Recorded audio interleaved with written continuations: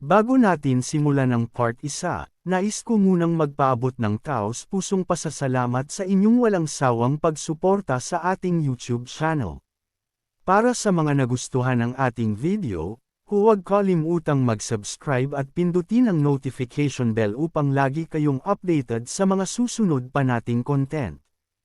Dakilang mga bayani, mga sagisag ng kasakdalan, mga tagapangasiwa ng isang buong panahon.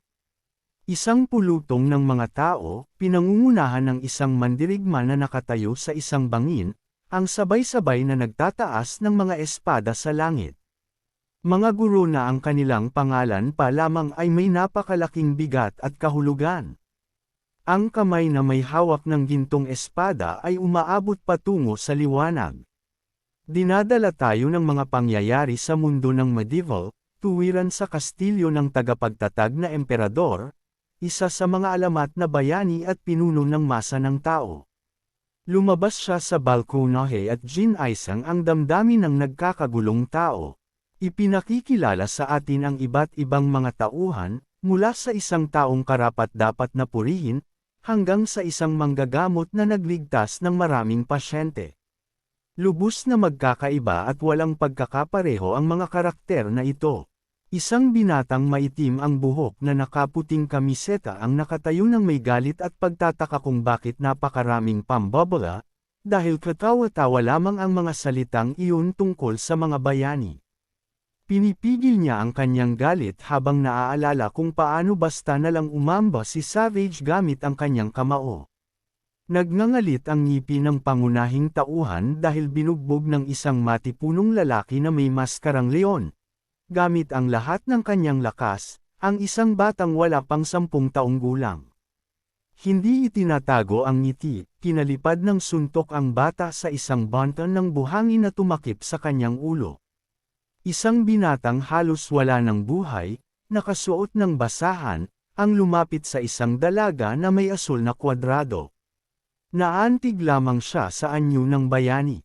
Inihagis naman ng isang dalaga ang isang kaawa-awang binatang nakatali ng lubad sa isang hukay na naglalagablab. Ang kanyang mukha ay nagpapakita ng takot at hilakbot. Luha ang pumuno sa kanyang mga mata, habang ang mukha ng magandang dalaga ay ngayoy baluktot sa isang malisyosong ngiti. Inaalala ng binata ang lahat ng kanyang mga pagdurusa na pinawalang sala lamang sa katwirang iyon ay, para sa kabutihan. Isinusumpa ng binata ang mga dakilang bayani, para sa kanya, ang lahat ng mga elitista ay mga nakakainis at handal lamang. Tinapos ng binata ang kanyang talumpati ng masaya, nagpaalam sa lahat ng naruroon sa galeriya ng mga bayani. Gayunpaman, nilapitan si Davy ng 2 dalaga. Sinabi ng isa na mahina pa rin siya, at nagbiro ang kaakit-akit na dalaga na may kwadrado na dapat ay mas madalas pa siyang inihulog ng nakababatang kapatid sa lawan ng magma. Nagtaka si Davy kung bakit tinatawag ng mga millennial ang kanilang mga sarili na mga nakababatang kapatid niya.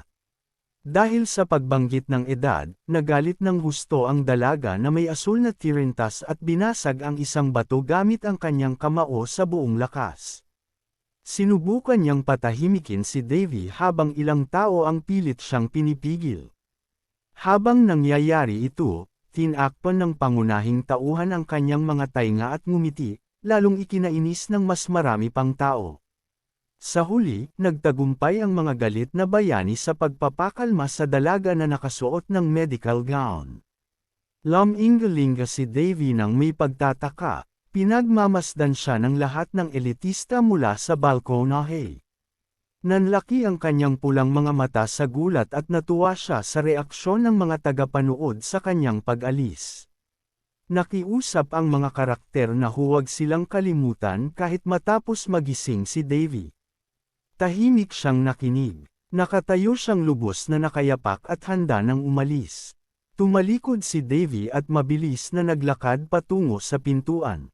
Sinamahan siya ng mga dakilang bayani, hindi itinatago ang kanilang mga luha. Sa sandaling iyon, tumigil siya.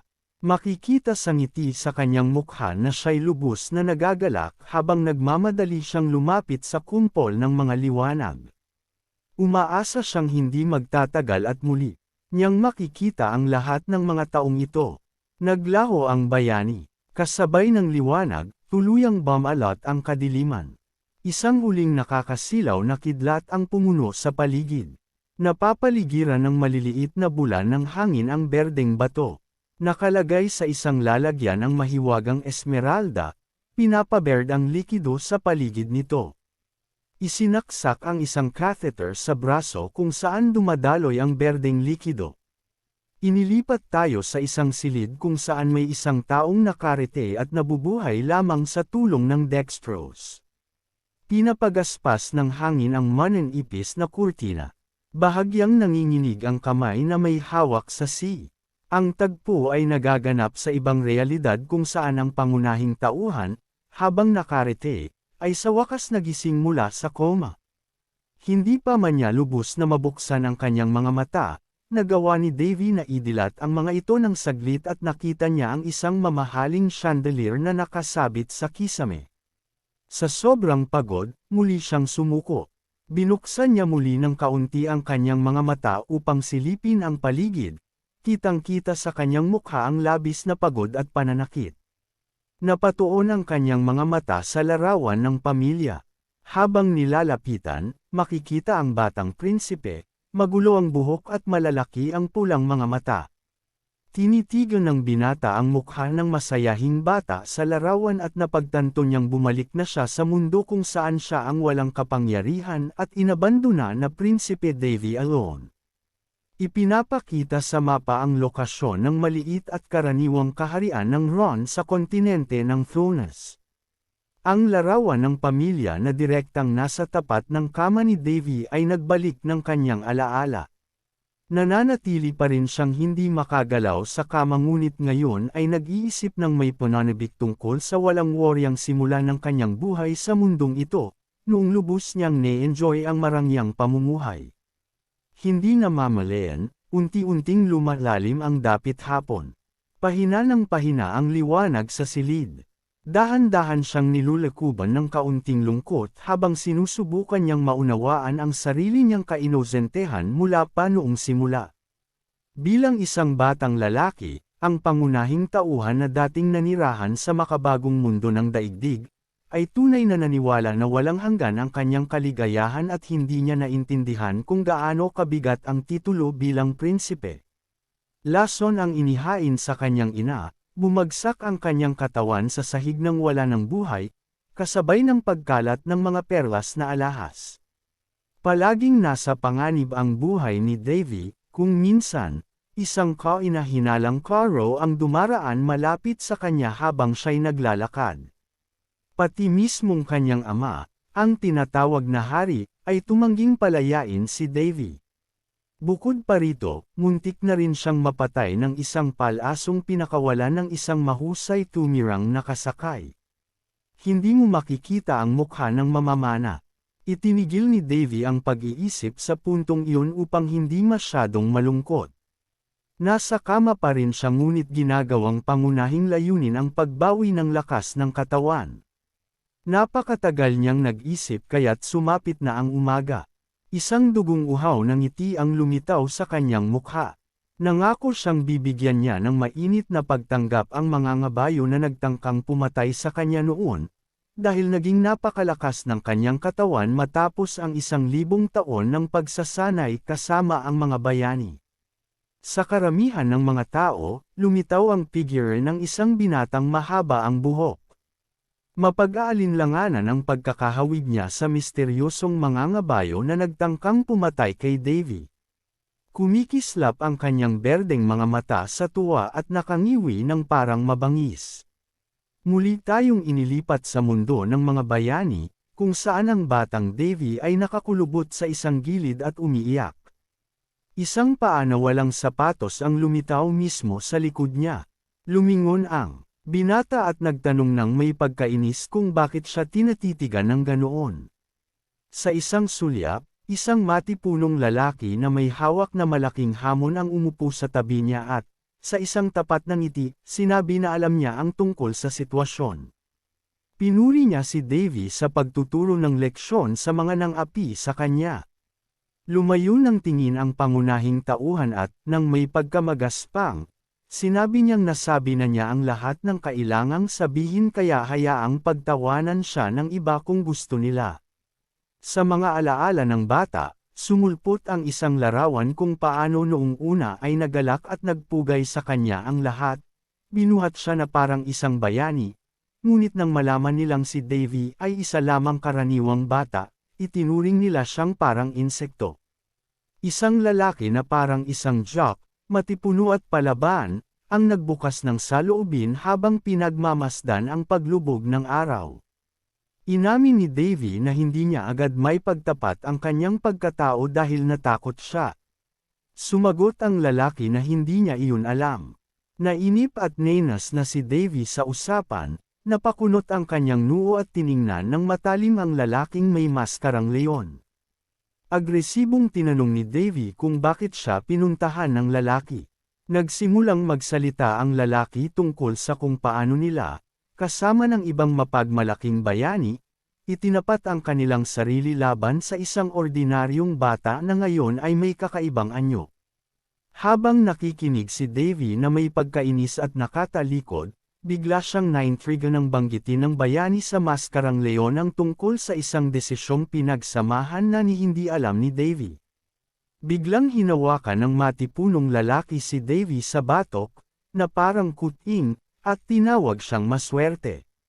Lubos na nalito si Davy.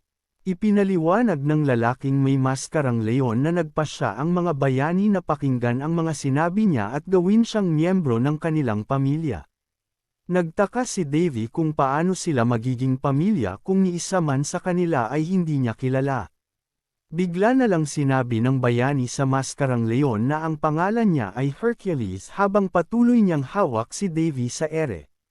Lubos na nabigla si Davy, literal na nakabitin sa kawalan, habang dinagdag ng jock na ang gitnang pangalan niya ay Master of Survival.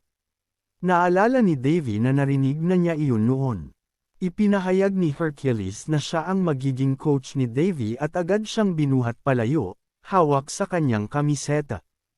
Bigla tayong bumalik sa silid na may mamahaling chandelier. Maingat na nilibot ni Davy nang tingin ang silid at bahagyang napasinghap sa gulat. Paubos na ang likido na may mahiwagang berdeng kristal. Nakarete pa rin ang binata. Pumikit siya at napagtanto na tunay siyang nakabalik. Ipinakita sa atin ang isang napakagarang kastilyo na may pulang at berdeng mga tile, mahahabang pasilyo, at matataas na tore. Natuon ang pansin sa pinakamataas na bahagi ng gusali. Sumisilip ang liwanag sa silid sa pamamagitan ng kalahating nakabukas na pinto. Nakahiga si Davy sa isang malaking kama, bagong gising, habang pinapalitan ng maid ang solusyon ng nakagagamot na Esmeralda. Napansin niyang tanging ang dalagang iyon lamang ang bumibisita sa kanya. Nakasuot ang babae ng itim na damit na may puting apron at ang makapal niyang pulang buhok ay nakaplit sa dalawang tirentas. Habang inaayos ng dalaga ang lalagyan na may gamot na likido, ipinaliwanag ng binata na marahil ay dahil matagal siyang nasa koma kaya tanging siya lamang ang bumibisita. Gayunpaman, nagulat si Davy sa katotohanang wala ni isa mang iba ang dumadalaw sa kanya. Lubos na madilim ang silid nang lumabas ang maid, dala ang karitong kahoy. Masaya si Davy na may naitalagang mag-alaga sa kanya sa kalagayan niya ngayon. Bahagyang iminulat niya ang isang mata upang tiyaking nakaalis na ang babae sa kanyang silid. Ngayon na wala nang kahit isang tao sa paligid, maaari na niyang itaas ang kaunti lang, iyon lang ang kaya ng pagod niyang katawan sa ngayon. Pero kahit nasa ganitong posisyon, nanginginig pa rin ng bahagya ang kanyang kamay. Hindi pa lubusang nakakagalaw ang binata. Ang unang hakbang ay alamin kung anong taon na. Ang ulat sa alternatibong mundo ay nakabatay sa kalendaryo ni Baldy, na siya namang nakapatong sa mesa sa tabi ng kama ni Davy. Nang silipin niya ito, natuklasan ng bayani na ang taon ay 276, na nangangahulugang 6 na buong taon na ang lumipas mula nang siya ay masugatan. Hawak-hawak niya ang kasuklam-suklam na kalendaryo sa isa niyang kamay na bahagyang gumagana. Isa-isa, bumabalik sa kanya ang mga detalye ng mapait na araw na iyon, nababalot ng dugo ang damuhan ng bumaon ang isang palaso sa kanyang likod. Sa likuran niya, halos hindi na makita ang anyo ng isang sakay na mandirigma. Matapos maalala ito, tinitigan ni Davy ng masama ang kalendaryo at inulit sa sarili na 6 na taon na ang lumipas. Mahigpit na nakatikom ang kanyang mga labi sa galit. Pananggakwa ng binata ang sarili na hinding-hindi na niya hahayaang maulit muli ang ganoong pangyayari. Ngunit para maisakatuparan ito, kailangan muna niyang mabilis na makarecover mula sa matagal na koma. Tumingin siya sa kanyang bahagyang nakataas na kamay, nagtataka kung dapat ba siyang magsimula na ngayon. Pinisil niya ang kamao, umaasang baka magically gumaling siya gaya ng sa mga computer game, ngunit hindi gumana ang paraang ito. Dinala tayo sa mundo ng mga dakilang bayani. Kumikislap ang mga susing mahika mula sa mga kamay ni Davy. Sa isang templo na parang Griego, ipinaliwanag ng isang babae na may mahabang tirentas na bagamat karaniwan lang ang dami ng kanyang banal na kapangyarihan, may potensyal siyang maging pinakamahusay kung gagamitin niya ito ng maayos. Nakaupo si Davy sa marmol na sahig at padabog na sinabi na huwag siyang lokohin ng ganoong kalokohan. Ipinaliwanag pa na ang banal na kapangyarihan, o kapangyarihan ng Diyos, ay responsable sa paggaling at paglilinis. Isang pari at isang lumulutang na babaeng figure ang nagsanib kamay sa panalangin at napuno ng banal na kapangyarihan ang paligid. Ang kapangyarihang ito ay madalas ipagkaloob bilang biyaya sa isang alaga, si Santa Daphne, na nakilala sa kasaysayan sa pagtanggap sa Diyos, ang nagturo kay Davy ng banal na kapangyarihan. Sa kabila ng kakaunti niyang lakas, sapat ito sa kanya. Sa huli, matapos ang 100 taon ng pagsasanay, napagtagumpayan ni Davy ang banal na kapangyarihan. Ngunit ngayon, hindi niya ito magamit para pagalingin ang sarili, kaya matapos ang 6 na taong koma, lubos nang nanghina ang kanyang katawan. Patuloy niyang iniunat ang braso, umaasang gagana ang kapangyarihan, ngunit bigo siya. Sa simula, natakot ang binata na baka hindi nadala sa pagbabalik sa lumang mundo ang mga kapangyarihang natutunan niya sa gallery ng mga bayani, ngunit karamihan sa mga ito ay nailipat pabalik sa kanyang katawan nang bumalik ang kanyang kaluluwa rito. Ngayon, sinusubukan ni Davy na igalaw ang kanyang katawan sa pamamagitan ng paggalaw ng braso. Kinagat niya ang kanyang ngipin habang pilit niyang muling ina-activate ang banal na kapangyarihan. Nang wala pa ring mangyari, binyantaan niya ang kanyang braso na babatukan niya ito kung hindi gagalaw. Sa pagbabanta, biglang gumana ang kapangyarihan, nagliwanag ang paligid at may lumitaw na ephemeral na mga pakpak sa kanyang kamay. Tuwang-tuwa si Davy nang magamit niya ang lakas na pilit niyang binuhay. Umapuhap siya sa nightstand at, nang may kumpiyansa, tumayo sa kanyang mga paa. Naglakad siya sa tabi ng pader, labis ang tuwa na muli niyang nasakop ang banal na kapangyarihan. Habang dumaraan siya sa mga bintana, nagpasya siyang dahan-dahang ibalik ang ano pa ang natira. Isang malakas na hangin ang biglang bumukas sa bintana, itinaas ang ganap na magaang kurtina. Huminto si Davy sa harap ng bukas na bintana, nanlaki ang mga mata at nabighani. Iniaalok nito ang isang nakamamanghang tanawin ng lungsod, mataas ang araw sa malinaw na kalangitan, hinahaplos ng hangin ang buhok ng binata, at sumisiklab ang sikat ng araw sa kanyang mukha. Pumikit ang binata sa sarap, may nakakatawang ngiti sa labi. Isa-isa niyang iniunat ang kanyang mga braso, hindi na nagpipigil sa tuwa. Sumigaw siya ng pagbati sa araw, masaya tulad ng isang bata, nananatiling nakatayo sa isang nakakatawang posisyon na may nakakatawang grimace sa mukha. Ngunit naputol ang kanyang saya sa kalansing ng nabasag na plato na aksidenteng nabitawan ng pamilyar na kasambahay. Napansin niya ang dalaga, at sa sobrang pagkalito, pilit siyang bumati sa kanya. Nanginginig sa takot ang dalaga nang makilala ang estrangherong binata bilang isang prinsipe. Hindi niya maunawaan kung paano ito nakakatayo sa balkonahe na bukas ang bintana. Ngayong araw lang ay nakita niyang nakahandusay pa ito sa kama, walang anumang senyales ng buhay matapos ang matagal na koma. Nahihiya at litong-lito, napaluhod si Davy at napasigaw ng, "Hayaan niyo na lang akong mamatay." Habang patakbo siyang lumapit sa kanya, may nakasabit na stethoscope sa dibdib ng lalaki, si Court Dr. Ramses, na maingat na nakikinig sa tibok ng puso at paghinga ni Davy, hindi maitago ang pagkamangha. Namangha ang doktor kung gaano kabilis bumuti ang kondisyon ng katawan ng binata. Hindi maitago ni Davy ang kanyang ngiti. Tinanong ni Ramses ang pasyente kung may nararamdaman pa siyang sakit, ngunit tiniyak ni Davy na konting pagod lamang ang nararamdaman niya. Pinagkamot ng matandang doktor ang kanyang kulay abong balbas na may mabait na ngiti. Naisip ni Davy na noon ay hindi siya magiging ganito casual sa isang matandang doktor, pero ngayon, batid niya na isa siyang bahagi ng pamilyang Maharlika ng Ron, ang panganay na anak ni Reyna Renie Alad at ng kasalukuyang hari. Isang babae na may hawak na pamaypay ang pumasok sa silid ni Davy, halatang hindi masaya na nabuhay siya. Isinara ng babae ang pamaypay at matalim na sinuri ang binatang bagong gising.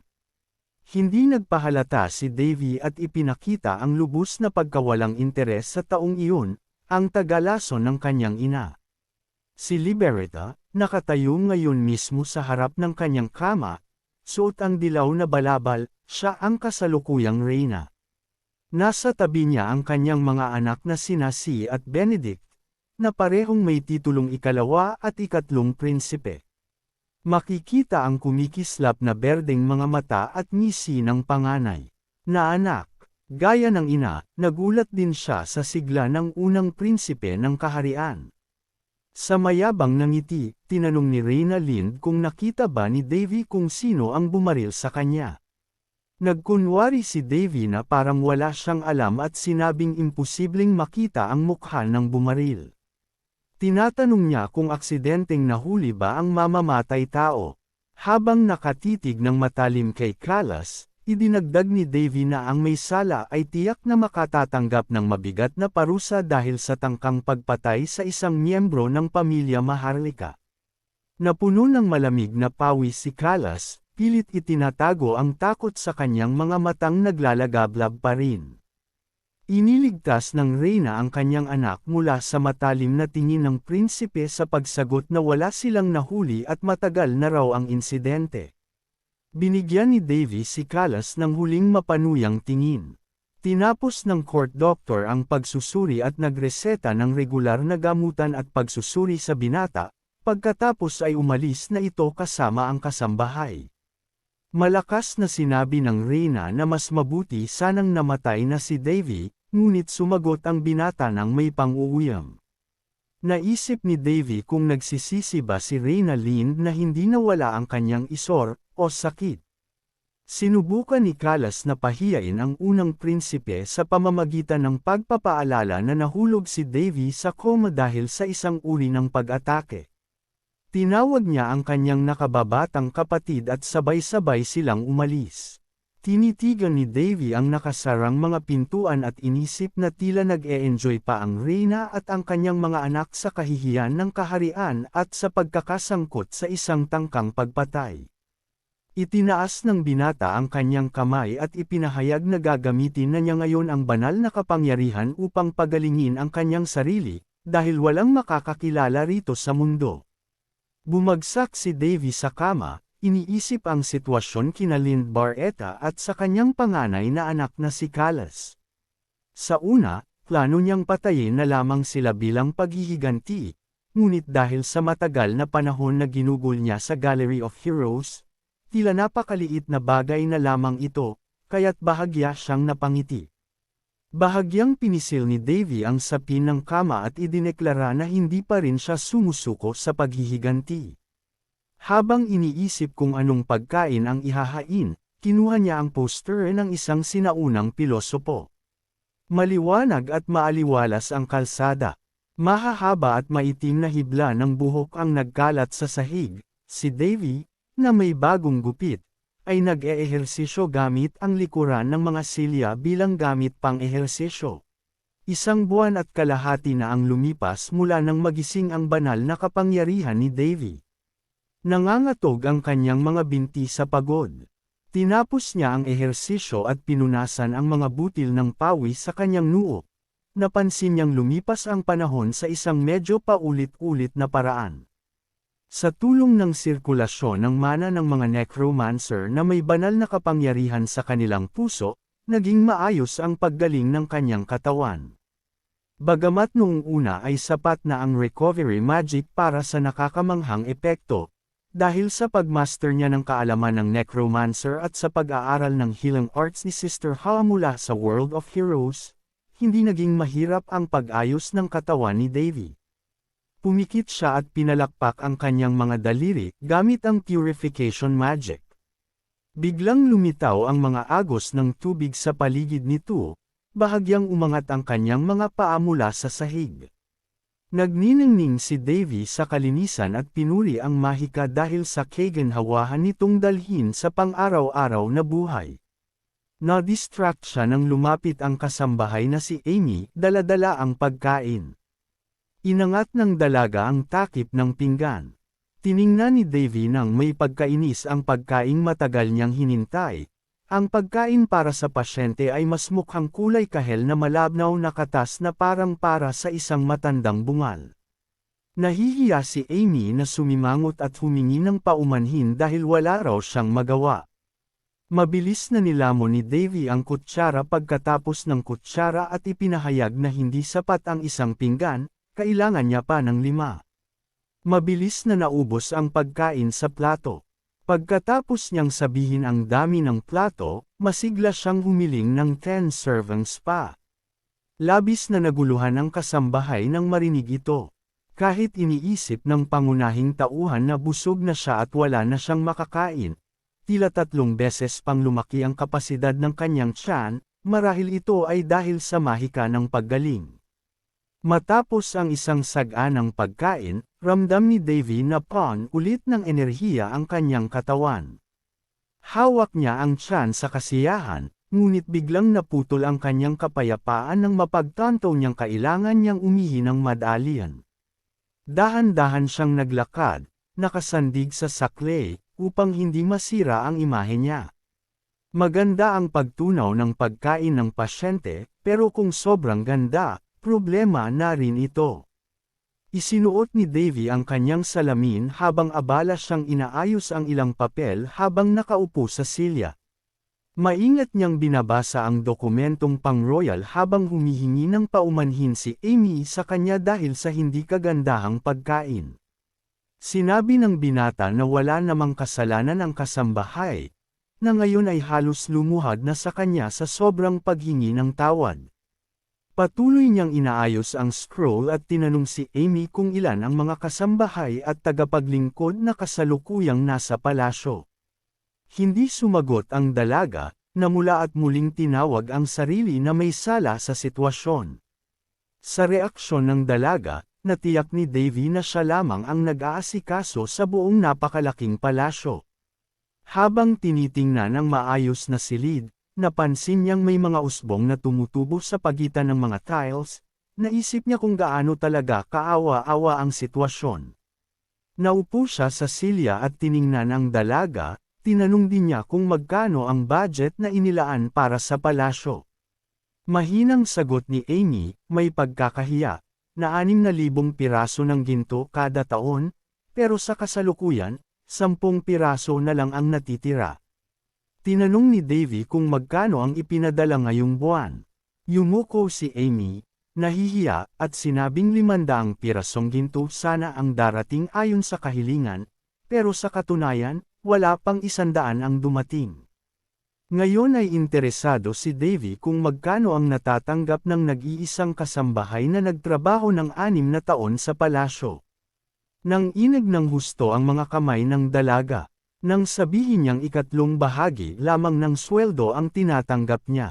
Nanlaki ang mga mata ni Davy sa gulat, inisip niyang napakabait at napaka-naive ng dalaga.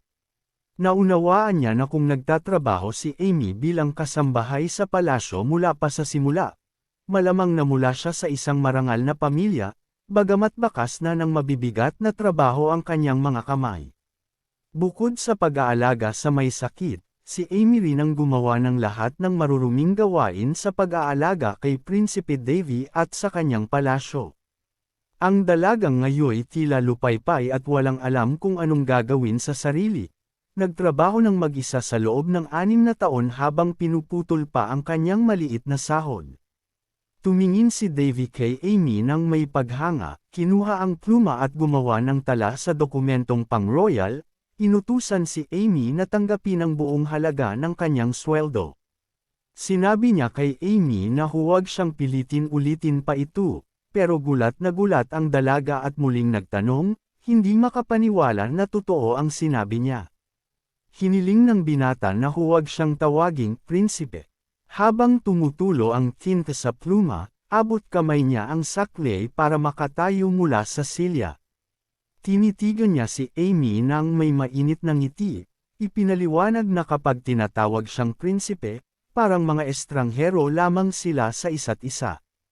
Pagkatapos nito, labis na naguluhan at nalito si Amy. Sa ingat yaman ng palasyo, tinitingnan ni Davy nang may kasiyahan ang matataas na pintuang kahoy habang kumpiyansang nakasandig sa hindi na niya kailangang saklay.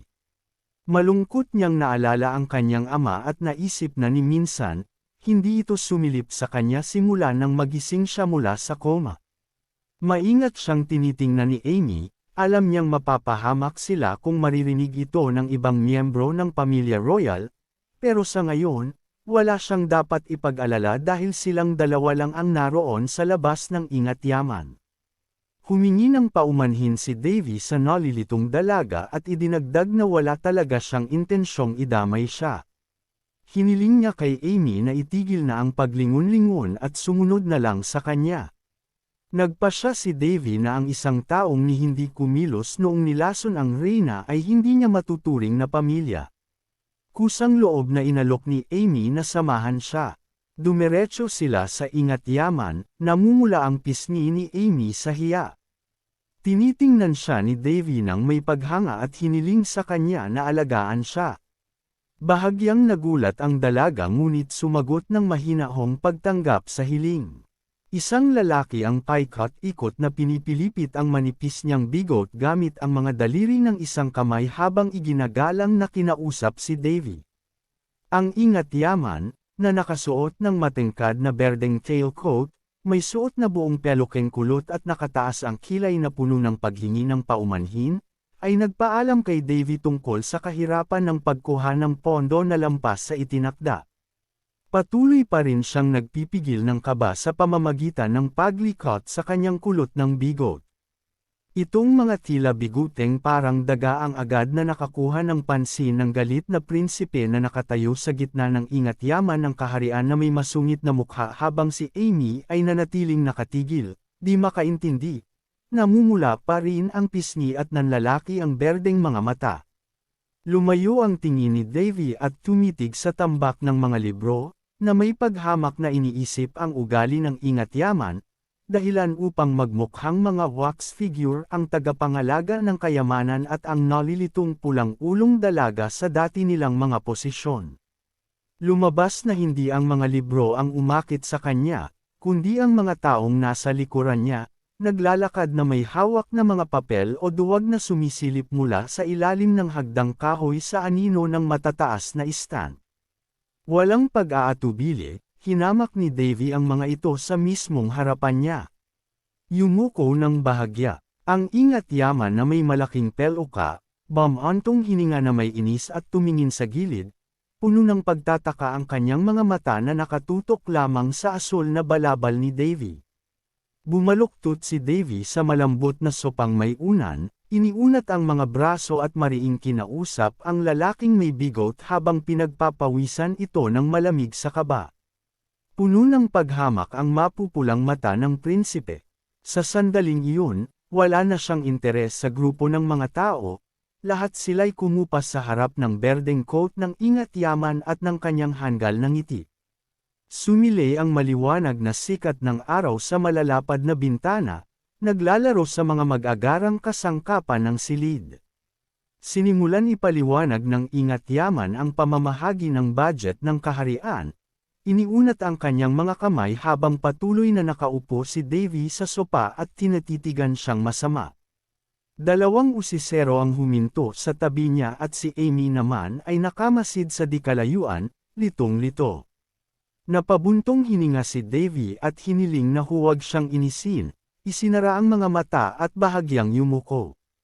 Samantala, patuloy na nagbubulungan ang grupo ng mga tao sa likod ng silid, pinag-uusapan na ngayon ang kalagayan ng palasyo at ang kaiyahiyang pamamahala ng Ingat Yaman. Lalong nenas ang lalaking may bigot at peluka, nagdilim ang kilay at ngumisi ng sarkastiko sa mga mapanuyang mga tao sa kabilang bahagi ng silid. Nanggigigil siya habang pinipigilan ang galit, nakatikom ang mga kamao at pinipilipit ang bibig sa pagkainis. Nakaupo pa rin si Davy sa sopa, nakahalukip-kap ang mga kamay sa kondangan at si Amy ay pilit na nagtatago sa mga kasangkapan upang huwag mapansin. Walang emosyon si Davy, nakatindig ng tuwid at nakataas ang binti habang hinihintay ang paliwanag ng Ingat Yaman. Nanginginig sa kaba, nauuto itong sinabi na hindi raw sakop ng kanilang opisina ang mga isyu tungkol sa pagkukumpuni. Ngunit sa kagawaran ng pamamahala ng pabahay, nauutol na dagdag ng lalaki na dito, sila ay nakatutok lamang sa pamamahagi ng budget. Mariing pinalo ni Davy ang kanyang tuhod, dahilan para manginig ng bahagya ang Ingat Yaman na nakayuko at nakatingin sa prinsipe, at kusa nitong simulang paikot-ikutin muli ang pagod na niyang bigot. Ipinahayag ng pangunahing tauhan ang ideya na pareho man sa mundo o sa mundong ito, palaging sinisisi ng lahat ang iba. Nababalot ng pawis ang tagapangasiwa ng pananalapi habang patagang sumisilip mula sa ilalim ng kanyang kilay. Kinuha ni Davy ang saklay upang makatayo mula sa sopa at, may bahagyang ngiti, tinawag si Amy dahil natapos na niya lahat ng gawain sa Ingat Yaman. Binigyan niya ng tingin na may bahid ng paghamak ang Ingat Yaman, na inakala namang si Davy ay patungo sa mga tagapamahala ng bahay. Pagdating sa labasan, humarap sina Davy at Amy sa tagapangalaga ng Ingat Yaman ng kaharian at winasak ni Davy ang lahat ng haka-haka ng lalaki sa berdeng coat. Ipinaliwanag niya ang kawalang saysay ng gayong mga kilos at mahinahong samandal sa kanyang saklay na hindi naman talaga niya kailangan. Lumitaw ang gulat sa mga mata ng Ingat Yaman at kusa niyang hinawakan ang kanyang bigot na parang lifeline nang payuhan siya ng prinsipe na bumili na lamang ng bagay na kapaki-pakinabang gamit ang perang ninakaw mula sa budget ng kaharian. Paglabas mula sa Ingat Yaman, hindi napigilan ni Davy ang humanga sa magandang estado ng palasyo. Dahan-dahan silang naglakad ni Amy sa mahabang pasilyong nababalot ng liwanag ng araw habang iniisip ni Davy ang ugali ng mga lokal na aristokrata at ang kapalaran ng mga tumakas na tagapaglingkod. Habang iniisip niya ang bigat ng pasanin ni Amy, tumingin ang dalaga sa kanya na parang isang kuting na naghihintay ng pansin. Lumingon si Davy sa kanya at biglang nagbago ang kanyang ekspresyon nang hilingin niyang dalhan siya ng espada. Pinili ang isang nakakatawang ngiti kaysa sa seryosong anyo. Muling tinanong ni Amy ang binata, nakatitig sa kanya gamit ang malalaking berdeng mata na ngayoy puno ng takot. Napatawa si Davy ng buong puso sa reaksyon ng dalaga at ginawang biro ang sitwasyon, tinanong kung natakot ba siya sa kanyang hiling. Sumagot ang dalaga na hahanapin niya ito at dali-daling umalis, habang si Davy ay naglakad sa likod niya na may tusong ngiti habang iniikot-ikot ang kanyang saklay. Binilisan ni Amy ang kanyang lakad ng malaki habang si Davy ay pinalipad ang kanyang saklay at bahagyang nadali ang larawan ng kasalukuyang Reyna Lynn, na iwan ang isang kalahating bilog na hiwa rito. Matapos ang palabas, inilapag ng binata ang kanyang saklay na may matunog na bagsak sa paanan niya. Nakasuot ng tsinelas, buong pagmamalaki niyang pinagmasdan at sinuri ang kanyang ginawa. Inilagay ang isang kamay sa kanyang baywang. Iniisip niya kung talagang balak ba niyang pumutol ng mga tao, pero sa isip niya, hindi naman talaga. Kumikinang ang mga guhit ng matalim na talam sa pulang likuran. Walang emosyon sa mukha ni Davy, matatag ang tingin, habang nababahiran ng dugo. Inisip niya kung ano ang mangyayari kung sa mahina niyang posisyon ay basta na lang siyang pumatay ng mga lingkod at tagapaglingkod ng palasyo. Napagtanto niyang iisipin ng iba na nabaliw na ang prinsipe. Nakatayo ang binata ng mag-isa sa isang lawan ng likido sa eksena ng pagpatay. Hawak ang isang malaking espada, habang itinuturo siya ng madidilim na mga kamay. Mula sa lahat ng panig ay may mga daliring nakaturo bilang tanda ng paghatol. Nakakiling ang ulo ni Davy sa isang tabi, at ang kanyang pisnging na bahira ng dugo ay tinatitigan ng matalim ng maliwanag na pulang mga mata na puno ng kalupitan. Nawawala na ng pasensya ang pangunahing tauhan habang iniisip ang posibilidad ng mga pagpatay. Nakaturo ngayon paitaas ang kanyang ulo, at ang kanyang buhok ay sumasayaw sa hangin. Napatigil ang binata, gusot ang buhok dahil sa ihip ng hangin, nakatitig sa maron na mga talulot na lumulutang sa ere. Tumutulo ang dugo mula sa talam ng espada, at ilang patak ang nabasag sa lupa, nag-iwan ng kakaibang hugis ng mga mantsa, hanggang sa magpasya si Davy na hindi siya magiging tagapagpakain ng mga bulok na aristokrata. Nakabalandra ang bangkay ng isang ligaw na baboy sa damuhan. Pinupunasan ni Davy ang pawis sa kanyang noo sa harap ng makinis at maputing palasyo, habol ang hininga, habang si Amy ay nakatulala sa gulat sa kanyang nakita, nakanganga at nanlalaki ang mga mata. Kalma namang ipinaliwanag ni Davy sa dalaga na nakita lamang niya ang hayop sa malapit at dinala niya ito sa bakuran ng palasyo. Lumuhod siya sa tabi ng bangkay ng hayop, iniwan ang nabiglang dalaga, at nang hindi lumilingon ay hiningi niyang dalhan siya ng tubig, mga halamang gamot, at kaunting pagkain mula sa bodega. Sa isip niya, inaamin niya ang kasinungalingan sa kanyang sinabi, dahil kung aaminin niyang siya mismo ang pumatay ng ligaw na baboy, malamang ay walang maniniwala. Napaluha si Amy at biglang tumakbo papunta kay Davy, sumisigaw na mas mabuting patayin na lamang siya. Bahagyang lumingon ang binata, hindi inaalis ang kamay mula sa bangkay, at nagtanong kung ano ang problema niya. Pumatak ang luha mula sa malalaking mata ng dalaga habang pilit niyang ipinapahiwatig na hindi dapat nadudumihan ng dugo ng hayop ang mga kamay ng prinsipe. Inisip ni Davy na hindi lang ang kanyang mga kamay ang madumi, na itapon na nila ang pulang likido. Napangiti siya ng alanganin habang abala sa sariling pag-iisip, ngunit itinuloy ni Amy ang kanyang pagsaway. Sinabing hindi rin dapat ng maharlika ang maghiwa ng bangkay dahil maaari siyang masaktan. Paikot-ikot na pinaglalaroan ni Davy ang kutsilyo sa kanyang mga kamay na walang pakialam, iginigit na wala namang makakakita sa kanila. Sa likuran, itinaas ni Amy ang mga kamay niya sa kanyang mukha at napasigaw sa takot. Sinimulan ng binata ang pagkatay sa patay na baboy, nakalabas ang dulo ng dila sa konsentrasyon. Nagsimulang mabuo ang isang lawan ng dugo sa ilalim ng bangkay, at naisip ni Davy ang kanyang ama na hindi nakarating sa pagtitipon, ang Reynalyn na nagpaplano ng pagpatay sa unang prinsipe, at pati na rin ang kanyang hindi matibag na katawan. Iniwan niya ang kutsilyo sa katawan ng hayop, humarap kay Amy na parang bihasang mangangaso, kumandat ng pilyo at nag-thumbs up na parang nagpapakuha ng litrato kasama ang huli niyang hayop. Nauunawaan niyang wala namang bagay na talagang nakamamatay sa kanyang krisis kung mayroon kang lakas para labanan ito. Ang kalangitan sa gabi ay pawn ng mga bituin. Isang madilim na figure ng babae ang makikita sa bintana ng palasyo. Isang maid na may pirang sa mata ang nakaupo sa sahig, nakayuko ng mariin, habang isang figure ng babae ang pumapaypay ng may pagkainis, iniisip kung ano na naman ang ginagawa ng prinsipe. Napakuyom ng Reyna Lind ang kanyang bibig sa inis sa pag-iisip sa batang lalaking kinamumuhian niya, na ngayoy ibang-iba na mula sa dating sarili nito matapos ang koma. Hawak-hawak ang paborito niyang pamaypay, sinubukan ng katulong na babae na pakalmihan ang galit ng Reyna, sinasabing si Davy ay may sakit pa rin. Ngunit si Lind, sa kabilang banda, ay nag-aalala tungkol sa. Habang iniisip ang mga sinabi ng mga tagapagturo tungkol sa mabilis na paggaling ng prinsipe, mahinahong naglalakad si Shi sa malawak na silid suot ang kanyang pormal na kasuotan.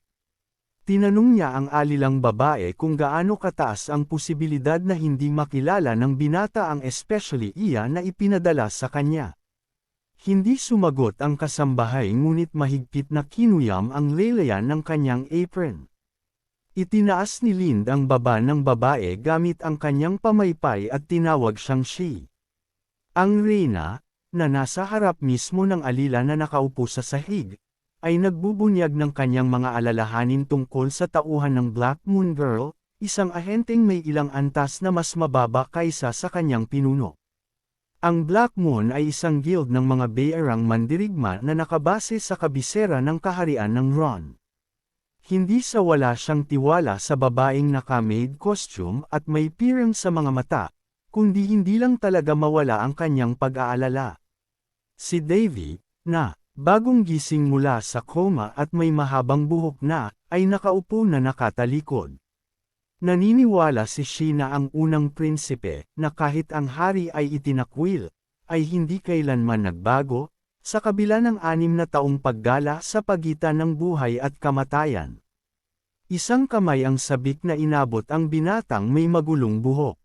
Lumingon ang lalaki at binigyan siya ng mapanuksong tingin, pinakitid ang kanyang mapulang mga mata. Aminado si Lind na nasa ilalim pa rin ng kontrol ni Davy, kaya't maaaring mangyari ang kahit ano. Dumilim ang mukha ng Reyna dahil sa bigat ng mga iniisip. Galit na tumayo si Shi upang ipagtanggol ang kanyang mga tauhan, hinihikayat ang Reyna na tumigil sa panlalait kung gusto talaga nitong tulungan siya. Tiningnan ng Reyna ang dalaga ng may pag-aalinlangan, at upang mapawi ang tensyon, ngumiti siya ng peke habang tinatakpan ito ng pamaypay. Aniya, siya'y nagpapahayag lang ng pag-aalala. Napansin niya ang tasa ng tsaa sa mesa at sinabing maaari namang alisin si Davy anumang oras.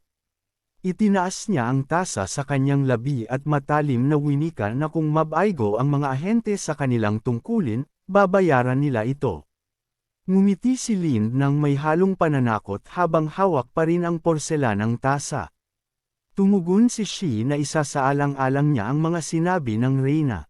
Sa isang iglap ng kanyang kamay, itinapon ng babae ang tsaa sa sahig, na bumalot sa mga nakakalat na pulang talulot. Paalis na ang Reyna, ngunit nagbitaw pa ng huling masakit na salita. Mas mabuting alisin ang asong hindi marunong sumunod sa utos. Sa isang madilim na pasilyo, makikitang papalayo ang dalawang babae. Ipinahayag ni Shi na sapat na ang salita ng Reyna sa tamang panahon. Sa hapag ng royal dinner, si Davy na tila wala lang ay handa ng tikman ang lutuin mula sa kanyang nahuli. Tinusok niya ang isang maliit na piraso ng karne gamit ang tinidor, at muling ikinagulat ito ng kanyang alila na halos tumayo ang buhok sa kilabot sa mga kinikilos ng binata. Nalipat tayo sa mundo ng mga dakilang bayani. Sa pamamagitan ng pagwasak sa block channel, maaaring lumikha ng isang mahabang daluyan ng mana na kumikislap sa bughaw at pula, kahalintulad ng ugat ng isang halaman. Tinanong si Munting Davy kung naintindihan niya ang paliwanag habang nakatitig siya sa kanyang mga palad. Hindi siya mukhang interesado sa usapang mana channel o dugong linya, kundi sa kanyang sariling mga kamay lamang na siyang pinagtutuunan niya ng pansin. Ang dalagang nakasuot ng berdeng bestida ay nagngingit-ngit. Nililibot niya ang klasikong bulwagan habang natatawa sa ideya ng isang batang nasa bingit ng kamatayan na sinusubukang alalahanin ang kanyang mga payo, at pinakiusapan siyang huwag mamatay sa proseso, isang mahiyain at tahimik na dalaga na may maluwag na lilang buhok ang labis na nagalit sa mga ganitong pahayag. Ipinapaliwanag na ang mayabang na dalagang nakaberdeng bestida ay isang necromancer na nagngangalang Awas. Maliban sa kanya, naroon din ang isang archmage na may suot na luma at gamit na witch's hat, at isang babae na naka-medical gown. Tula lang nakatitig si Davy B kay Sister Ha, na nagpas siyang ako ng mag-isa ang buong pananagutan para sa eksperimento sa mana. Sinusubukang kontrahin siya ni Davy ngunit mahinahong iniabot ng healer ang kamay sa binata at hinimok itong magtiwala. Nakatayo si Davy sa gitna ng kanyang panaginip sa isang pamilyar na galerya ng mga bayani at napagtanto niyang dumating na muli ang panahon upang ulitin ang isang baliw na eksperimento, isang bagay na hindi na niya gugustuhing ulitin kahit sa banta ng kamatayan. Sa huli, nagpasya siyang ipatong ang kanyang kamay sa palad ni Sister Ha. Lumilipad ang mga ulap sa asul na langit, bahagyang tinatakpan ang araw. Ang mga puno ay may malalago at lunti ang dahon. Maayos na nakapatong ang mga tuyong sanga sa damuhan. Nakatayo si Amy sa gilid ng masukal na kagubatan, hawak ang lelayan ng kanyang bestida habang tinatawag ang prinsipe na nasa dulo ng Royal Garden. Lumabas si Davy na masigla ang pakiramdam, pinapagpag ang alikabok sa kanyang puting polo at tinatamasa ang pagkakataong maglakad-lakad sa lokal na gubat sa ganitong kaaya-ayang panahon. Hiniling niya sa alila na huwag ipagbigay alam kanino man ang kanyang kinaroroonan. Tahimik na nakikinig si Amy sa kanyang mga tagubilin habang may banayad na ngiti sa mukha. Nakatayo si Davy sa gitna ng luntiang kagubatan, medyo magulo ang buhok ngunit nakangiting tumugon sa ngiti ng dalaga. Hinikayat niya itong huwag masyadong magpakaseryoso. Napansin niyang hindi na kinakabahan si Amy kapag kasama siya. Naalala niya ang kanilang kamakailang tanghalian at nagsimulang maniwala na ang kanyang mga pagsisikap na mapalapit dito ay unti-unti nang nagbubunga. Mapaglarong ngumiti si Davy at inilagay ang isang daliri sa kanyang labi habang umatras pabalik sa masukal na halamanan. Ginaya ni Amy ang parehong galaw mula sa likuran. Tumagos ang sinag ng araw sa mga dahon. Umupo si Davy sa damuhan sa lotus position, pumikit para sa ganap na konsentrasyon, at sinimulan ang kanyang pagsasanay na ang tanging kasama ay ang mga puno. Lumitaw ang mga malahanikom na kulay langit asul sa paligid niya, ito ang tinatawag niyang operating field. Sa loob ng larangang ito, lumulutang ang mga kumpol ng gintong enerhiya sa hangin. Dumadaloy ang mga sinag ng liwanag pababa kay Davy. Paikot sa kanyang katawan, umiikot ang mana sa mahabang daloy, gaya ng baga na sumisipsip ng hangin, kayang sumipsip ni Davy ng mana mula sa kapaligiran.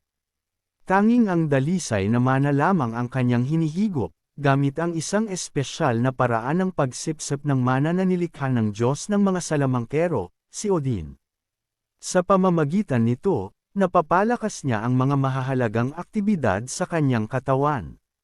Nilulukob siya ng gintong liwanag habang hinihigop niya ang enerhiya. Dahil may hangganan ang dami ng mana, kinakailangan ng maingat na kontrol at sinadyang paggamit upang makatipid. Nakapatong ang kamay ni Davy sa kanyang hita habang patuloy na sumisipsip ng mana. Sa pamamaraang ito, ilang araw lang ang kailangan upang makolekta ang dami ng mana na karaniwang inaabot ng ilang buwan. Tahimik na nanatili si Davy sa kanyang pwesto, damang-dama ang pagdaloy ng mahiwagang enerhiya sa kanyang katawan. Sa silid-aklatan, sa gitna ng tambak ng mga aklat, makikita ang ilang salamangkero na nakasuot ng balabal, at marami pang anino at sombrerong pangmangkukulam na nagpapahiwatig ng presensya ng mahika. Ang mga kakayahan ng kanilang mga may-ari, kung gagamitin ng buong kontinente ang kapangyarihang taglay ni Davy, maaari itong magdulot ng matinding pinsala. Ngunit ayaw ibahagi ng binata ang kanyang kaalaman sa publiko. Mula sa isang malakas na ihip ng hangin, umangat ang kurbata ng prinsipe. Sumiklab ang isang malakas na ipu-ipo, pinatag ang damo sa malawak na lugar at tinangay ang mga dahon.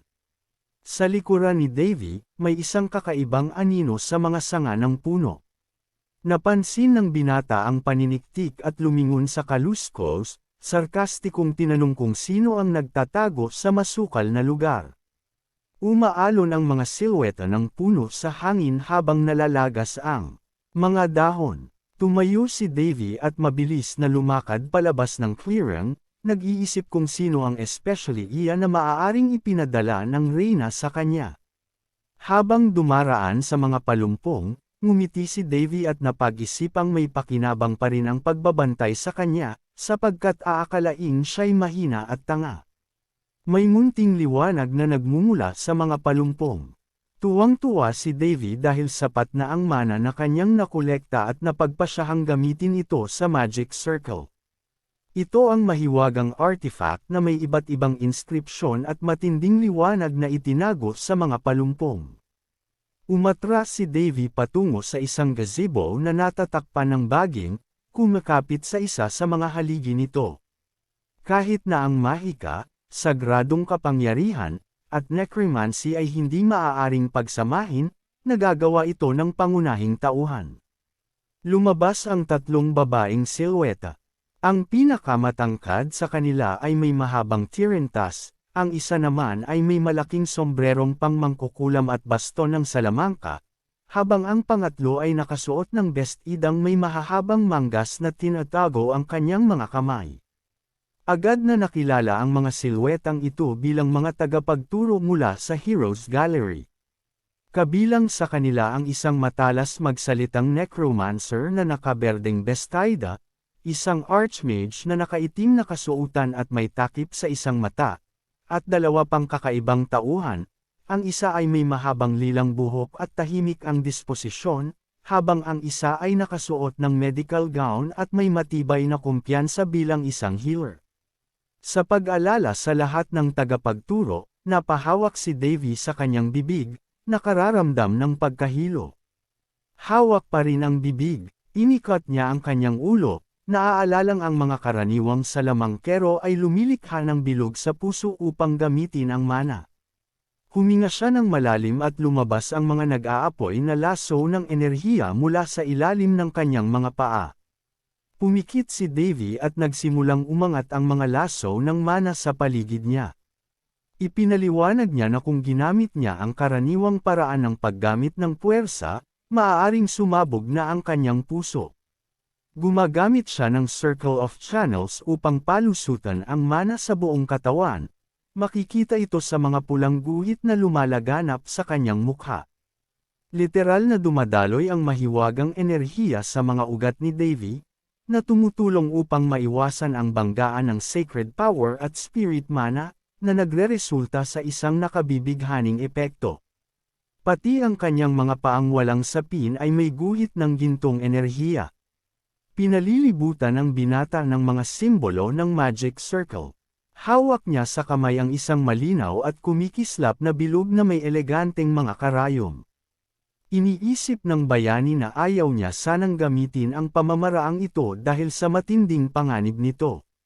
Humaharap siya sa agos ng makukulay na sinag na walang malinaw na pinagmumulan. Sa sandaling nagduda si Davy kung kakayanin niya pa ito, may mga malinaw na ephemerang kamay na marahang humawak sa kanyang mga kamay. Napatingala siya, gulat na gulat sa isang maltong silweta na nasa harap mismo niya. Tatlo sa kanyang.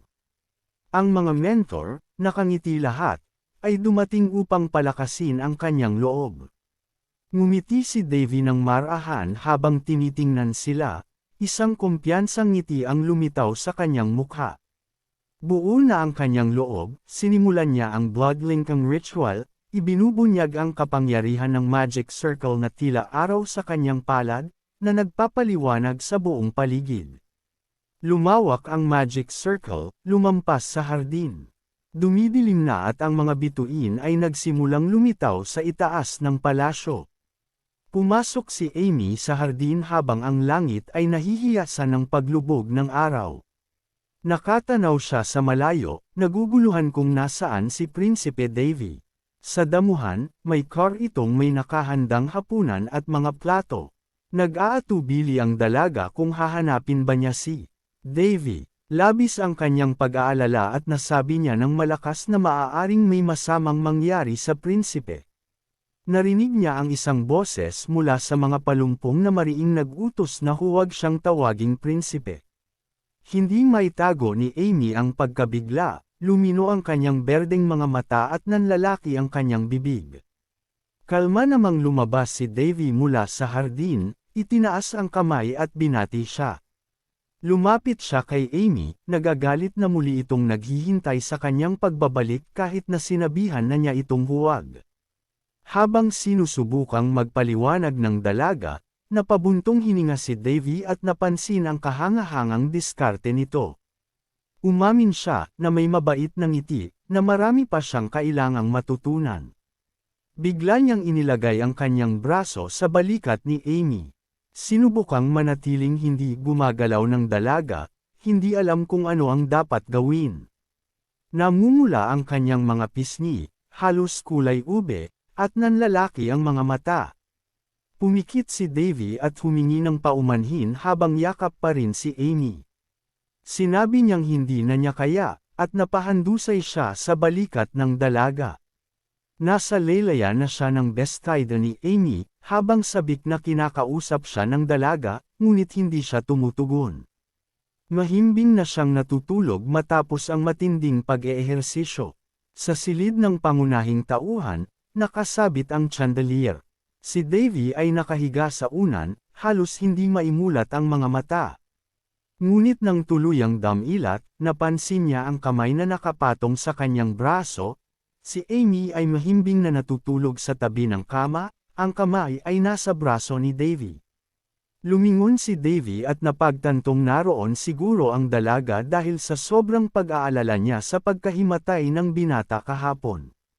Ang circle of channels na tila pulang kidlat sa kanyang palad at buong katawan ay perpektong nabuo. May tatlong puwersang dumadaloy sa kanyang katawan, bughaw, ginto, at pula. Isang banayad na simoy ng hangin ang umugas sa kurtina at ginaisang si Amy, pagod na pagod sa pag-aalala sa prinsipe.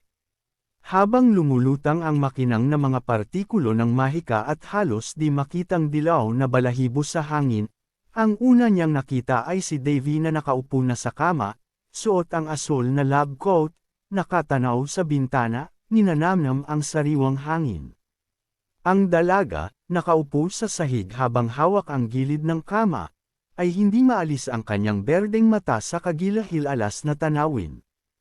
Ang mga lumulutang na balahibo ay nilikha ng Viscast Magic ni Davy. Sa parehong posisyon, binati siya ng magandang umaga ng binata habang dumaan ang isang malinaw at mahikang balahibo sa labas ng bintana. 5 buwan ang lumipas, ang sinag ng araw ay sumisiklab sa masaganang dahon ng mga puno, abot sa asul na mga tile ng Snow White Palace.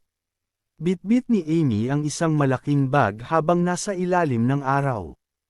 Hindi niya mapigil ang ngumiti nang makita niyang may laman itong halamang gamot. Si Davy, na kaunti lamang ang distansya mula sa kanya, ay tinakpan ang kanyang mukha ng kamay bilang visor upang itago ang gulat na reaksyon ni Amy. Sa lilam man o sa nakakasilaw na liwanag ng araw, maingat na tinatali ni Davy ang 3 buwang supply ng pagkain. Hindi na siya mukhang hirap na hirap ngayon, sa halip, kalmado ang kanyang mukha at may bahagyang ngiting nilingan ang malayo habang itinatakip ang kamay sa noo. 3 buwan ang nakalipas, nakatayo si Davy sa harap ni Amy na nakaupo at may bitbit na bag. Naalala niya kung paano, matapos mabuo ang Canal Circle, naging mas regular ang kanyang buhay. Nagsimula ring may mag-iwan ng karne at gulay sa bakuran ng palasyo. Sa simula, pinaghinalaan niya si Reyna Lind na lumilitaw sa dilaw na damit habang nakatikip ang mukha gamit ang pamaypay. Pero dahil normal naman ang mga produktong iniiwan, kinailangan niyang itigil ang pakikinig sa sarili niyang pagiging paranoid. Ngayon, nakapwesto siya ng malalim sa pag-iisip, masaya at palaisip kung sino ang misteryosong tumutulong sa kanya. Sa tabi ng nakapikit na mata ni Davy ay may gintong hibla ng enerhiya ng mana. Tumingin siya sa bintana, diretso sa gabi, kung saan niya kamakailan lamang nahuli ang isang estrangherong nagdadala ng pagkain patungo sa palasyo. Para kay Davy, ang paniniktik gamit ang agos ng mahika ay isang uri ng pagsalakay sa privacy ni Amy. Maingat niyang pinag-aaralan gamit ang isang nakabukas na mata ang gintong agos na dumaraan sa mismong harap ng kanyang mukha. Ilang pares ng paang may suot na kayumangging bota ang dumadaan sa sementadong daan. Hawak ni Davy ang tungkod sa kanyang kamay. Nakapaligid sa kanya ang mga puno habang si Amy ay masiglang nakatayo, bitbit ang isang bag. Hiniling ni Davy sa kanya na maayos na ihanda ang pagkaing natanggap. Bigla siyang lumingon at hindi na nakaalalay sa kanyang tungkod, kundi basta na lamang itong hawak sa kamay habang palabas ng hardin. Ibinabalita niya kay Amy na magkakaroon ng mga bisita sa palasyo, na ikinagulat naman ng dalaga. Tinanong niya kung sino ang tinutukoy ni Davy, ngunit ngumiti lamang ito bilang sagot. 3 figure ang lumitaw sa tarangkahan ng hari, 3 lalaking nakasuot ng kasuotang monghe ang ngayon ay nasa isang clearing malapit sa palasyo. Ang 2 nasa likuran ay nakasuot ng magkakaparehong bughaw na balabal, at ang nasa unahan ay kapansin-pansin dahil sa kanyang tatsulok na balbas at pula-itim na kasuotan. Napagtanto ni Davy na sila ay mga tao-tauhan ng reyna. Sa pader ay nakasabit ang isang dekoratibong mannequin na may kalasag at magkasalubong na espada. Isang kamay na may nakataas na manggas ang nakapatong sa palad na nakasuot ng puting guwantes. Ngumiti si Davy nang walang pakialam habang pinagmamasdan ang lahat. Isang mungheng nakaitim ang humawak sa pulsuhan ng binata, sa habang inilalayo ito sa kanyang katawan. Matapos ang eksaminasyon, habang nakaupo sa kama, tinanong ni Davy kung gaano katagal bago siya makarecover gamit ang sacred magic ng lalaki. Sumagot ang monghe na dahil sa matagal na koma, mas makasasama pa ang kapangyarihan kaysa makatulong. Nang idagdag pa nito na dapat ay masaya na si Davy sa kasalukuyang bilis ng paggaling, ngumiti ang binata, ngunit sa kanyang isipan, lubos siyang hindi sumasang-ayon. Bahagyang nalito ang pari, napagpasyahan ni Davy na ang monghe ay tumiwalag na sa kanyang landas at yumuko na sa kapangyarihan. Inalalayan niya ang sarili gamit ang siko at nagpos, iniisip na dapat ay aminin na lang ng monghe na wala siyang balak na tulungan siya. Patuloy siyang ngumiti, ngayon ay may bahid ng panunuya. Sabay sabing ang mga ganitong karamdaman ay maaaring pagalingin gamit ang blessing ng Diyosa na si Priya, at iyon ang paraan ng kanyang sariling paggaling. Pinagdudahan ng pari ang mga salitang ito, at sinabi niyang wala raw kaalaman si Davy sa bagay na iyon. Ang kamay ay inilabas sa gilid habang ipinaliliwanag ng monghe ang kakulangan ng kahusayan ng prinsipe. Ang lalaki ay nagtaas ng daliri sa kanyang baba at ngumiti ng may masamang intensyon nang mapansin ni Pari Bort ang malaking kaibahan sa pagitan ng matalino at pambihirang prinsipe Kalas at ang tanga at hanggal na si Davy. Si Amy ay nagngangalit at nagsimulang magsalita ng malakas upang pag-alitan ang lalaki. Ang monghe ay tumingin pababa sa kanya. Ipinapakita ang pagkamuhi at malalim na pagkabigla sa ilang mga pagsabog ng kasamahan. Binatuka ng lalaki ang dalaga sa mukha ng may pagpapakita, tinanong kung paano siya manggahas na turuan siya. Ang orasan ng bukas ay nahulog sa sahig mula sa epekto, tumalikod mula sa kama kung saan nakaupo ang nagngangalit na lalaki, ang kasamahan ay humawak sa kanyang pisngi. Ang monghe, na kontento sa kanyang ginawa, ay pinanatili ang kanyang mga kamay na may guwantes malapit sa kanyang mukha at pinaikit ang kanyang mga mata. Ipinapaliwanag niya sa unang prinsipe kung paano dapat harapin ang isang kasamahan na walang hiya na nakikialam sa usapan. Patuloy na hawak ni Amy ang kanyang pisngi na namumula mula sa malakas na sampal at nakita ng pari na malamang hindi na siya manggahas magpakita ng kahit anong kalaswan. Isang puting guwantes na kamay ang humawak sa baba ng dalaga, na nagdudulot sa kanya ng takot at disgust. Napansin ng pari ang kagandahan ni Amy at masidhing nilulunok ang kanyang mga labi.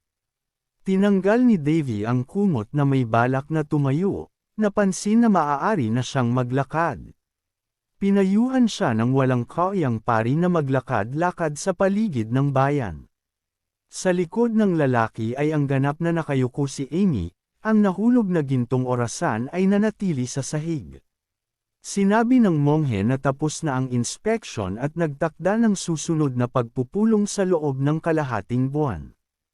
Tinanong ni Davy ang kasamahan na samahan ang bisita na papalabas na tinanggap naman ni Amy. Tumalikod si Pari Board sa batang lalaki.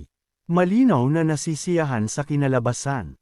Si Baby ay tumalikod, ang araw ay halos hindi sumisikat sa pader ng mannequin, ang nahulog na orasan ay nagpapakita ng 28 minuto pasado alauna. Nakasara ang mga pinto ng silid, ang aksyon ay nangyayari sa isang puting koridor na may gintong chandelier. Ang mga paa ng lalaking nakabot ay nakatayo ng diretsyo sa harap ng mga paa ng dalaga. Ang kasamahan, na may grimasa ng hindi pagkagusto sa pari, ay umatras laban sa pader dahil sa kamay na inilagay sa tabi ng kanyang mukha. Inutusan ni Board ang dalaga na pumunta mag-isa sa gabi, banta na ang buhay ni Davy ay nasa kanyang mga kamay. Nang mapansin ang takot sa mga mata ni Amy, ang pari ay nagbunyi, tinatanaw siya ng predator na tingin bilang panghuli. Tinawag niyang tanga ang dalaga, idinagdag na pinuprotektahan niya ang isang kaawa-awang prinsipe at tineterrorize ang mahirap na dalaga. Ang tangkay ng espada at isang kalasag na may isang espada lamang ay nakasabit sa pader, at ang orasan at mesa ay nanatili pa ring baliktad sa sahig. Mayroong bitek sa sahig mula sa pinto ng kwarto ni Davy. Ang bitek na ito ay humahati sa bato. Naramdaman ni Davy ang galit, nagmamadali siyang dumaan sa koridor, hawak ang kanyang shirt gamit ang isang kamay. Ang kanyang mga binti ay kumikinang ng enerhiya habang dala ang espada na kinuha niya mula sa pader gamit ang kanyang kaliwang kamay. Ang batang lalaki ay naglakad ng may kumpiyansa patungo sa dalawang monghe, napansin ng mga bayani sa parehong damit na nagsimulang sumigaw ng galit na galit sa kanya. Patuloy na naglakad ang prinsipe patungo sa kanila, iniisip na ang inis ay ang batayan ng pag-unlad, habang ang galit ay ang makina, at isang ngiti ang lumitaw sa mukha ng lalaki. Ang mga patay na katawan ng mga monghe ay nagkalat sa malaking koridor. Muli nating nakita ang gintong chandelier, si Pari Board. Pinagbantaan ni Pari Board si Amy sa pamamagitan ng pagpigil sa mahina at takot na dalaga laban sa pader, pinipigilan siyang makaalis. Tinitigan ng lalaki ang kasamahan, inilagay ang kamay sa kanyang dibdib at sinabi na papurihan siya ng reyna dahil pinatay niya ang prinsipe. Nena si Amy, nagkurus ang kanyang noo at napapikit ang bibig ng idagdag ng pari na wala ng kaalyado si Davy sa kaharian. Ipinagyayabang ng pari ang kanyang mga kamay at ngumiti, ipinagmamalaki kung gaano siya pinahahalagahan ni Reyna Lind habang ipinagpapuri ang sarili. Narinig ng pastor ang isang nakakabaliw na pagtawa ni Davy mula sa likuran niya habang nakaupo sa gilid ng bintana. Lumingon ang Board sa gulat, narinig mula sa prinsipe na siya ay naghihintay pa ng tamang pagkakataon. Binangga niya ang espada ng may galit na hitsura. Isinara ni Davy si Amy sa likod niya at itinutok ang nakatabing talam sa masamang pari na ngayon ay nakaupo sa sahig at umuurong. Si Amy ay positibong nagulat sa presensya ng prinsipe na nagtanong sa kanya kung ano ang parusa sa pag-insulto sa pamilyang hari. Isang pari na may sugat na pisngi, nakatali sa isang sulok ng matalim na talam, ay ngumiti ng may inis at hindi maintindihan kung bakit si Davy ay may ganitong lakas ng katawan. Sumigaw siya ng galit habang hinuhugot ang isang armas na may talam upang umatake sa prinsipe, habang ang prinsipe ay tumingin sa gilid ng may inis. Itinutok ni Davy ang matalim na espada sa pari at sinabi na hindi niya kailangan ang maruming mahika ng mabagsik na uod na ito. Si Amy, na nanunood mula sa gilid na may jacket ng prinsipe sa kanyang mga balikat, ay nakatingin kay Baby ng may pagka-relax at tinanong siya kung hindi ba siya papayag na itanong ulit. Ang dalaga, na tenso, ay nagtatangkang alalahanin kung anong parusa ang ipapataw sa mga nag-insulto sa pamilya ng hari. Hinapit niya ang kanyang kamay at sinabi na ito ay parusang kamatayan. Habang nagsasalita,